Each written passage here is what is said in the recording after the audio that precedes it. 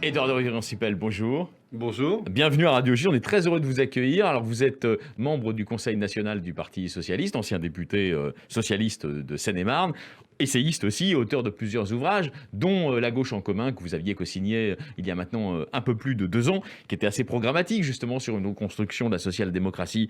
On y viendra dans un instant. Alors peut-être qu'on peut évoquer la manière d'abord dont vous voyez venir les grands enjeux de la présidentielle. Est-ce que c'est vrai de dire qu'il va y avoir dans cette présidentielle un affrontement, au fond, qui n'est pas un affrontement politique, mais plutôt stylistique, entre ceux qui vont être des manipulateurs de signes et ceux qui vont être en recherche plus fondamentale, plus essentielle de sens, de redonner du sens? C'est une présidentielle particulière Mhm. pour plusieurs raisons. 2022 sera l'année de la présidentielle et sera probablement l'année, et je l'espère, où nous serons tous sortis de cette crise mondiale, de la pandémie, du Covid-19, du confinement, Mhm. c'est-à-dire de ces mesures d'enfermement chez nous, d'arrêt de la société, d'arrêt de nos pays de manière très significative, c'est-à-dire d'un moment sans précédent dans l'histoire de l'humanité. Mhm. Le premier grand virus à l'échelle de toute la planète. On a connu d'autres pandémies terribles, la peste noire dans les années 1300, au XIVe siècle, mais c'est la première fois que nous avons cette crise qui stoppe tout simplement nos sociétés. Donc nous allons avoir une présidentielle qui va répondre de la situation après le Covid. Donc pour moi, c'est quelque chose de tout à fait particulier. Et en plus, cette crise, elle vient déjà dans un pays qui était en état de tension. Vous parlez de la France. Je parle Voilà. de la France. Et donc la présidentielle de 2022, elle sera inédite en raison de cette situation totalement inédite pour l'ensemble de l'humanité, après la pandémie, le Covid et le confinement massif que nous avons tous connu, et tout à fait nouvelle sur le plan politique, parce que nous avons un président qui vient d'aucun parti, et nous avons l'extrême droite qui, selon toute vraisemblance, se qualifiera pour le second tour et peut même cette fois-ci emporter l'élection. Donc je crois que ça, c'est le cadre général et nous pouvons, si vous voulez, essayer de préciser les choses autant que possible. Alors, on va effectivement entrer dans le détail de l'analyse avec vous. C'est passionnant. L'introduction donne déjà à penser. Quittons un instant le contexte post-Covid. Pourquoi cette présidentielle vous paraît-elle, disons, aussi périlleuse, aussi dangereuse aujourd'hui? Est-ce qu'au fond, le macronisme, dont le projet initial, assez sincère, était celui d'une réconciliation des Français, d'un apaisement dans la société française, a échoué tout au moins sur ce plan? La société française, elle est depuis un moment, mais je crois que avec les singularités françaises, on vit une crise qui est une crise de l'ensemble du monde occidental, qui est une crise de sens.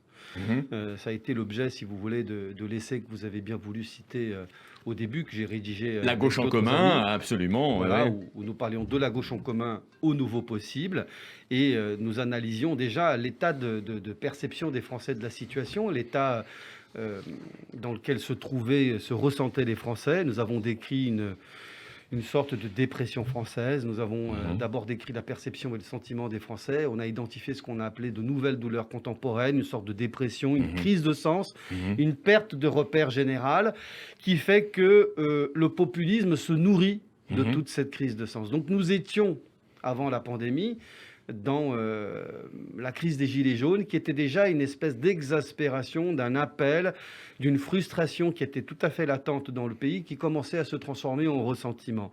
Et cette situation n'a pas quitté notre pays. La France est toujours en état de tension, elle est en perte de sens. Aujourd'hui, la question que veut dire être français et qu'est-ce que peut être la France au XXIe siècle est aujourd'hui une question qui angoisse les Français parce qu'ils ne voient pas comment le modèle français auquel ils sont attachés peut être maintenu dans les grands bouleversements des temps Alors, à vous venir. ouvrez beaucoup de choses ce matin sur Radio J avec nous, Eduardo Rion-Sipel. Je rappelle que vous êtes membre du Conseil national du Parti socialiste. Donc, évidemment, vous réfléchissez aussi sur les grands enjeux politiques, on va dire, et même politologiques, des échéances électorales qui vont bientôt venir, au-delà, bien sûr, des régionales dont on dira peut-être un mot tout à l'heure. Crise du sens, dites-vous. Alors, justement, il y a un essayiste important aujourd'hui, économiste, qui s'appelle Pierre Larouille, que nous connaissons, qui a écrit un livre sur Jacques Pilan il y a quelques y a quelques mois.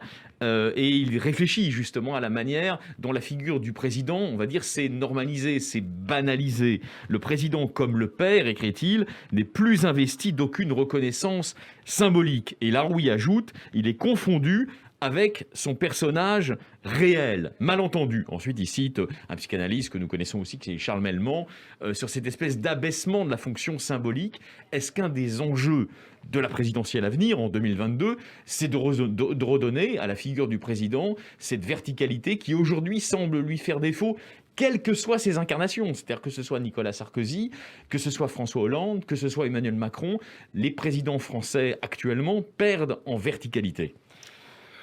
C'est une question difficile. Ce que je peux dire et observer à partir de ce que vous venez de rappeler, c'est que je crois effectivement que 2022 va se jouer sur la question de l'autorité. Et il y a aussi cette crise de sens, c'est une crise de l'autorité. Alors pas au sens où on l'entend habituellement, absolument, parce que je crois qu'on confond tout à fait ce que l'on entend par autorité. Allez, disons qu'au premier niveau, ce que vous sentez vous-même, comme analyste politique et acteur politique, c'est une demande d'autorité autoritariste qui s'exprime dans la société française, qui est portée d'ailleurs par diverses forces politiques. Il y a une pulsion autoritariste qui traverse la société française. C'est là qu'il y a une grande confusion, parce que la plupart du temps, les gens qui parlent d'autorité aujourd'hui confondent en réalité l'autorité avec la contrainte ou avec même la violence. Donc, si vous voulez, alors que l'autorité, au contraire, c'est un commun. L'autorité, c'est ce que nous reconnaissons en commun et qui fait autorité entre nous. Je veux dire une banalité. C'est ce qui est légitime. Une loi qui devrait... C'est ce qui est légitime. Oui, c'est ce qui fait autorité. C'est un élément tiers qui nous unit. C'est un élément extérieur, mais qui est à la fois intime à tous les deux et qui fait le lien entre nous. Quand on dit « tu ne tueras point », une loi que tout le monde connaît, je crois, ici, et que l'humanité entière connaît, c'est une loi qui fait autorité parce qu'elle porte une idée qui nous est commune. L'autorité, c'est le commun, si vous voulez. Et aujourd'hui, justement, nous sommes en crise parce que nous ne savons plus tout à fait ce qui fait le commun entre les Français. Du coup, ça tire dans tous les sens. Vous avez été très prudent. Vous ne m'avez pas répondu vraiment sur le macronisme. Mais je peux vous en parler. Voilà, la tentative macronienne, c'est vrai, elle a été inspirée au début par un certain nombre de discours et même de textes que le futur président avait écrit, notamment dans son livre qui s'appelait Révolution, qui était paru aux éditions IXO. Il voulait, c'était assez sincère de sa part, renouer avec un récit français qui réconcilie des Français d'options idéologiques, de sensibilités philosophiques, d'attaches personnelles et familiales très différentes. D'après vous, il y est un peu parvenu, beaucoup, pas du tout? Non, je ne crois pas. Je crois qu'il a une difficulté. Quand je regarde la situation d'Emmanuel Macron, du président de la République, je crois que précisément ce qu'il a cherché à restaurer, il n'a pas réussi à le faire, parce que je pense qu'il a une mauvaise compréhension de ce qu'il appelle lui-même et qu'il ne devrait pas le faire de manière publique. Je ne vois pas pourquoi un président parlerait de verticalité, pourquoi un président viendrait commenter sa propre situation, ou pourquoi les gens autour du président viendraient parler de Jupiter. Ça, c'est intéressant parce que dans l'analyse de notre ami Pierre Larouille, il y a un rappel de ce qu'a été le sarkozysme. Le sarkozysme a été une déverticalisation, mais aussi une exhibition du corps, on va dire, mortel du président, qui se regardait un peu lui-même dans l'exercice du pouvoir. Est-ce que sur ce plan-là, d'après vous, Emmanuel Macron est, à son corps défendant peut-être, mais l'héritier de ce narcissisme sarkozien? Oui, dès lors que, si vous voulez, ses principaux efforts se réduisent à de la communication ou à des stratégies d'opinion, il manque l'authenticité, il manque la vraie verticalité. Et l'authenticité, alors c'est intéressant. Mais je pense que c'est un rapport avec les Français, ce qu'on appelle autorité, ce qu'on appelle verticalité, c'est tout simplement ce lien. Et cette confiance, pardonnez-moi de revenir à un mot simple, c'est la question de la confiance entre le chef de l'État et la population française. Et quand ce lien est rompu, à ce moment-là, vous êtes distancé, vous semblez perché, vous n'êtes plus dans une verticalité, vous êtes perché sans être rattaché à la société. Ce qui compte, si vous reprenez les thèses de Jacques Pillan, mais qui ne sont pas des stratégies de communication, ce sont des stratégies de lecture du rapport justement des Français avec l'institution. Il ne faut pas le réduire à un stratège en communication, comme on dit souvent. Il faut que ça croise ce qu'on appelle... À la fois, il y a des demandes horizontales, on va dire, des demandes qui viennent de la vie des gens, de la société. Il y a de plus en plus de demandes de droits, d'accompagnement, des demandes qui viennent de la société civile. Ça, c'est ce qu'on appelle légèrement l'horizontalité, pour aller vite. Et la verticalité, c'est le rôle, on va dire, régalien, l'autorité. Ça marche quand les deux se croisent. C'est quand la verticalité du président, du chef, qui est la position qui est la sienne, en tant que chef de la nation, chef de l'État, croise la vie concrète des Français dans leur quotidien. Et, alors aujourd'hui, quand ça se décroise, oui. quand vous apparaissez perché, quand vous faites que de la verticalité pour aller vite, vous apparaissez perché, et ça donne quoi comme situation? Ça donne la situation d'il y a quelque temps, celle des Gilets jaunes, où il y a une incompréhension entre une majorité des Français et le président de la République. Un président perché, nous dites-vous, Eduardo Rion-Sipel ce matin sur Radio J, c'est passionnant. Larouille, dans son livre, il évoque une organisation du semblant pour qualifier ces tentatives de reverticalisation, mais qui, au fond, ne sont pas vraiment authentiques. Vous partagez justement cette approche? Je suis complètement sur cette ligne. Pourquoi? C'est-à-dire, on surjoue en quelque sorte une verticalité qui n'est pas réelle, qui n'est pas authentique. C'est comme un peu comme un adolescent surjoue une virilité dont il n'est pas sûr, par exemple. C'est comme pour savoir ce qui se passe sous la mer, vous vous arrêtez uniquement sur l'écume des vagues. Ouais. Et j'ai le sentiment que le président de la République ne joue en matière d'expression vis-à-vis des Français que sur l'écume, que sur les choses qui ne sont pas essentielles. Il a du mal à trouver vraiment en profondeur ce qui se passe. Et certaines attaques contre lui récurrentes, y compris de personnes qui n'ont pas forcément d'hostilité complète à son égard, mais des attaques contre lui sur le mode, au fond, c'est un post-adolescent, c'est pas tout à fait un adulte, proviennent aussi en partie de ce défaut de situation par rapport à l'axe vertical. Mais si vous voulez, c'est très simple, c'est qu'à un moment donné,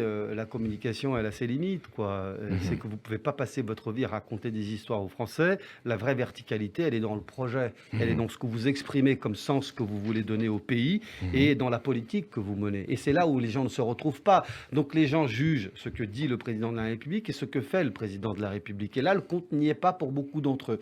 Il se trouve que l'action a été enrayée par la pandémie, par le confinement, par l'arrêt massif de la société française, son économie, de la société, de la vie sociale, de la vie des gens. Bref, on espère tous revenir aujourd'hui et à une vie normale grâce à la vaccination et aux gestes barrières. Mais si vous voulez, je crois qu'il y a une erreur d'appréciation depuis le départ d'Emmanuel Macron, et qui a été, je crois aussi, la difficulté de François Hollande avant lui et la difficulté de Nicolas Sarkozy.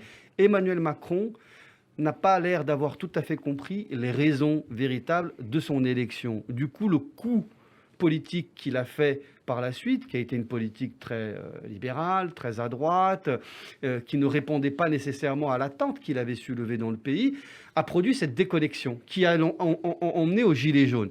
C'est parce qu'il est, à mon avis, resté déconnecté des aspirations profondes des Français et que lui-même n'a pas su lire les raisons profondes, les raisons vraiment intérieures de sa propre élection. Souvent, les présidents de la République, dès lors qu'ils sont élus, font souvent la mauvaise analyse de la raison pour laquelle ils ont été élus. Et du coup, vous avez par la suite, à cause de leur politique, une déconnexion. C'est-à-dire que justement, la place verticale assurée par le chef est déconnectée de la vie horizontale de la société dans laquelle ils vivent. Et à ce moment-là, ça fait l'opposition que vous avez vu naître dans le pays. Et nous sommes dans un moment terrible. Alors, Eduardo Rion-Sipel, qui est le moment populiste. Oui, absolument. Qui fait qu'une dame comme Marine Le Pen, représentant l'extrême droite, peut-être pour la première fois élu en France. Alors on a dit qu'on n'allait pas commenter, puisqu'il n'y a pas grand-chose à dire de plus que ce que tout le monde sait, les futures élections régionales et départementales. Attendons les résultats, on verra bien. Elles sont considérées par maints commentateurs politiques comme un test, évidemment, avant 2022. Mais question plus sur le fond. Vous êtes au cœur du Parti socialiste. C'est quoi le projet aujourd'hui d'alternative républicaine qui essaye de se mettre en place dans cet espace social-démocrate français pour tourner la page du macronisme et tourner la page dans un sens qui, évidemment, ne soit pas celui du populisme et du nationalisme? La priorité pour moi de ces élections présidentielles, quelle que soit l'issue, c'est qu'on stoppe la fracture de confiance qui agite le pays et qui mine le pays depuis de longues années. Ça a été l'analyse de départ de notre ouvrage il y a 3 ans, La gauche en commun, absolument. Nous analysions d'abord cette fracture de confiance. Nous sommes passés de la fracture sociale qui avait était théorisée par Emmanuel Todd à l'époque pour le compte de Chirac. Et reprise à de Claude Chirac. L'élection présidentielle par Jacques Chirac. Nous sommes passés donc de la fracture sociale à la fracture de confiance. Et quand vous n'avez plus confiance, vous avez là tous les ingrédients de développement et de progression du populisme, de l'extrême droite, des nationalismes, bref, de la division et de la fracturation du pays. Je crois d'abord que la grande question de 2022, comme toujours une présidentielle, c'est les Français qui font lien de nouveau sur la base d'un projet démocratiquement tranché par les Français. Alors vous le dites pas avec les Donc mots. il faut sortir de la fracture de confiance. Vous le dites pas avec les mots de François Hollande, mais vous le suggérez quand même par votre réponse. La priorité pour les socialistes n'est pas de courir à la remorque du mouvement écologique et de la vague écologique. Certainement pas. Nous avons à nous inspirer des forces écologistes qui sont apparues ces dernières années. Mais depuis très longtemps, depuis plus de 15 ans, aujourd'hui, le Parti socialiste a intégré l'écologie dans son système de pensée. Il n'est plus le vieux parti productiviste des années 70 depuis très longtemps. Il suffit de voir dans les régions, dans les départements, dans les agglomérations, les municipalités, et même ce que nous avons fait avec François Hollande. Pardon, nous sommes le pays de la COP 21, nous sommes le pays de l'accord de Paris, dont Joe Biden maintenant va remettre les choses en avant après que Trump l'avait stoppé. Mais alors justement, en faisant du keynésianisme depuis la sortie du Covid, il a fait du keynésianisme, c'est-à-dire de la redistribution. Non, mais Macron a fait de la redistribution social-démocrate. C'était le slogan que vous connaissez bien, quoi qu'il en coûte. Est-ce que Macron n'occupe pas aussi un espace social-démocrate en vous coupant l'herbe sous le pied, en quelque sorte? Oui, contrairement à ce qu'on peut tout raconter, il suffit de regarder, si on est lucide et objectif. Oui. Ce que je vous dis là n'est pas pour me plaire, mais c'est une réalité et il faut voir la vérité telle qu'elle est. La dernière enquête du CEVITOP le montre, Bruno Cotteret l'a très bien analysé. Il y a dans la base aujourd'hui électorale du président de la République une très forte base de gauche, anciennement du Parti socialiste, qui continue de le maintenir, alors que la droite, dont tout le monde dit que c'est elle qui le soutient, elle est importante, mais elle cherche, elle, un candidat autre, une alternative à Emmanuel Macron. Revenons un peu sur l'essentiel. Vous me demandiez sur le Parti socialiste, bien entendu que une grande famille politique comme est le Parti socialiste, qui a tant gouverné la France, qui a tant apporté au pays et à la République, dont je rappelle que la République fait partie de l'histoire intime des socialistes. Nous sommes un parti républicain, je le dis parce que parfois cela peut être mal compris, et moi je veux réaffirmer ici les valeurs humanistes, de Jaurès à démocrates Blum, et républicaines. C'est une sensibilité et qui a même construit jusqu'à la République. François Hollande, en passant par François Mitterrand et Lionel Jospin, tous les socialistes qui ont gouverné ce pays, toutes les majorités, y compris celle à laquelle j'ai appartenu il y a 4 ans, nous étions des républicains et nous n'avons jamais manqué à la République. Premier point. Emmanuel Macron, pour moi, si j'avais à le définir, je l'ai fait, je crois, avec vous lors d'une grande soirée débat il y a quelque temps, où on pouvait encore se réunir. J'avais défini Emmanuel Macron d'une manière assez paradoxale comme un étatiste libéral. À la fois, il est très étatiste, c'est la politique très technocratique de sa formation, y compris à l'École nationale d'administration, qui a été souvent critiquée par les Français, une surconfiance à la technocratie d'État. Et il aime le business, il aime les businessmen. Oui, et en même temps très libéral, c'est-à-dire dans l'idéologie libérale, avant même que la crise de 2008 et des subprimes deviennent frapper le monde. Alors ça, c'est pas le chemin que le Parti socialiste veut suivre. Je crois que ce sont les deux erreurs Pourquoi à ne pas commettre. C'est-à-dire qu'à la fois je suis pour l'État, mais je ne suis pas pour un étatisme absolu qui ne fasse plus confiance aux collectivités territoriales. Quand François Hollande donne des entretiens, il en a donné des passionnants d'ailleurs ces derniers jours, La Tribune, La Montagne, et qui dit j'aimerais que nous allions en France, moi ou d'autres d'ailleurs, mais vers un nouvel acte de la décentralisation. Vous reprenez à votre compte comme matriciel de ce que pourrait devenir le Parti socialiste, cette proposition de François Hollande? Absolument. Pourquoi ?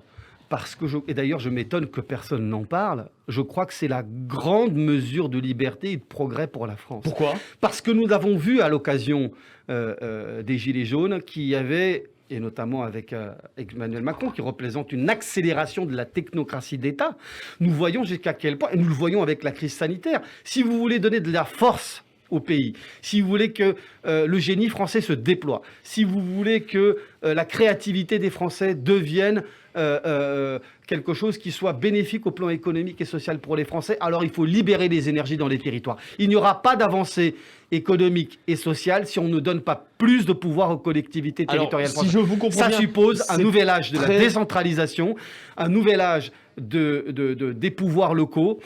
notamment en raison aussi des grands bouleversements technologiques. Grâce au numérique et à l'intelligence artificielle, on peut aujourd'hui faire un pas en avant qui redonne du pouvoir aux Français dans les territoires. C'est ce qui a été demandé aux Français pendant la crise des Gilets jaunes. Arrêtez de nous imposer tout d'en haut, faites confiance au territoire et qu'on ait une bonne répartition justement des pouvoirs. Alors, un c'est pouvoir très plus intéressant. proche de là où ça s'applique, Oui. la décision. Donc il faut plus de décentralisation, il faut ces grands actes et je pense que ça sera l'un des enjeux fondamentaux de la présidentielle. Alors, Et ce matin, il ne faut pas non ce plus ma- donc, je vous donc il faut interroge juste rompre avec l'étatisme d'Emmanuel Oui. Macron et il faut rompre avec le libéralisme à tout va, c'est-à-dire qu'il faut de la décentralisation et il faut plus de justice sociale avec un modèle renouvelé. Alors, vous êtes passionné par la fougue du stratège politique. Vous êtes aussi, Eduardo Rion. C'est le chemin pour la gauche démocratique, le Parti Que vous êtes socialiste aussi, en Eduardo particulier, Rion-Sipel, ce que je matin souhaite faire avancer. sur Radio J, Eduardo Rion-Sipel. Alors justement, s'il fallait résumer, parce que au fond, vous le suggérez très fortement, le macronisme serait une sorte de remake d'un jacobinisme à bout de souffle, et le projet socialiste qui est en train de se reconfigurer irait du côté d'une forme de girondinisme social-démocrate. Mais je crois que le macronisme n'existe pas. Ce n'est pas une idéologie. Mais répondez sur Jacobin Girondin. Mais je vais vous dire, je pense que c'est la synthèse, le croisement du jacobinisme et du girondinisme fait la France. La France, c'est ni le tout État technocratique jacobin, ni le tout décentralisé, tout au territoire. C'est la bonne symbiose, la bonne synthèse en tout ça. Il n'y a pas eu de progrès en France ces 30 ou 40 dernières années sans des mouvements massifs de décentralisation. Alors, justement, et sans une meilleure répartition des pouvoirs. Moi, je pense que l'État doit être stratège, se consacrer sur les grandes décisions, mais nous avons vu avec la crise sanitaire comment l'État ne pouvait pas tout gérer, notamment avec les masques. L'État avait été plus agile, plus souple en donnant du pouvoir aux maires et aux collectivités territoriales, eh bien nous aurions avancé plus vite. Tous les grands progrès qui se font aujourd'hui se font dans la proximité. L'État ne peut pas tout faire, mais il ne faut pas non plus désarmer l'État. Il faut le concentrer sur ses missions principales, sur ses missions fondamentales, sur un État stratège. Et il faut, je crois, un grand acte de décentralisation, cette décentralisation au XXIe siècle qui sera la décentralisation de la société numérique et des pouvoirs locaux grâce aussi au développement du numérique et de l'intelligence artificielle. Je crois que ça doit être, si vous voulez, vraiment le destin de la gauche et le destin de la gauche démocratique dès 2022. Alors, je crois vraiment qu'il n'y a pas de projet socialiste et de progrès pour la France sans un grand acte de décentralisation. Eduardo Rion-Sipel, on a bien compris justement votre plaidoyer qui rejoint donc celui actuellement mené par François Hollande. Et c'est ce que réclament les Français. Laissez-nous vivre. Laissez-nous nous gérer sur nos propres territoires. Donnez-nous le pouvoir de bien agir et de faire. Arrêtez de tout commander d'en haut. C'est la critique qu'on fait généralement aussi à Bruxelles. C'est pas qu'il faut finir avec l'Europe, c'est qu'il faut bien répartir le rôle de chacun. Alors il nous reste une minute, je suis désolé, ce matin sur Radio J. Hier, François Hollande était dans le Lot. Il se rend beaucoup dans les territoires actuellement en plaidant justement pour ce nouvel acte de la décentralisation. La reconquête du politique, la reconquête de la confiance, elle va passer justement par ce niveau bottom-up, comme on dit chez les Américains, c'est-à-dire on repart du bas, on repart des territoires, et c'est ça qui va faire échec, faire barrage, in fine, au populisme, au nationalisme populiste. Oui, je crois que la France, c'est les deux. La France, ce sont ses territoires, et c'est un État fort. Et c'est l'intelligence entre les deux. Et c'est le respect entre les deux. C'est curieux quand même que le bottom-up ait été proposé par le macronisme, et que c'eût été les premiers à nous faire du technocratisme absolu d'État, du jacobinisme pur et dur, sans faire confiance au territoire. Regardez encore une fois la crise sanitaire. Donc le nouveau PS, il est bottom-up. La gauche a toujours été, le Parti socialiste a toujours été le parti de la décentralisation, Mitterrand et les lois de fer. Je souhaite que 2022 soit le grand âge de la nouvelle décentralisation et j'espère que le Parti socialiste sera à l'origine de ce grand élan pour la France. Eduardo Rion-Sipel, on vous remercie pour cette conversation passionnante parce que c'est vrai qu'avec vous, on a dépassé le commentaire politicien qui a son intérêt mais qui a aussi ses limites. Là, on est plus sur les questions stratégiques, idéologiques et stratégiques. Merci beaucoup d'avoir fait un tour par Radio J. Vous revenez quand vous voulez et on vous souhaite, ainsi qu'à tous nos auditeurs, Shabbat Shalom. Merci à vous, cher Alexis. Merci pour vos questions et Shabbat Shalom.